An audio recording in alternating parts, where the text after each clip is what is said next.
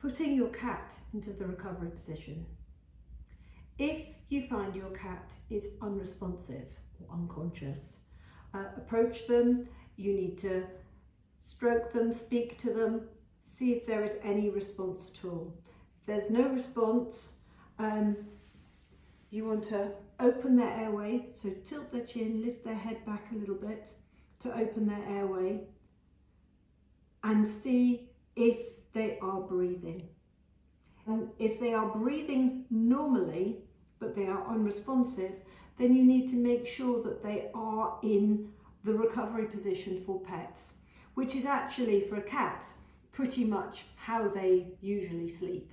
So it's on their side, pop their head back a little bit and just make sure that they're staying on their side. You then want to get something to carefully transport them to get them into the vet. If you've got a pet carrier, that is ideal.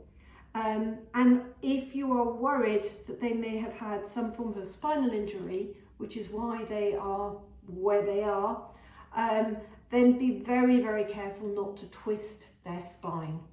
So try and slide something under them in order to transport them and get them to the vet as quickly as you can.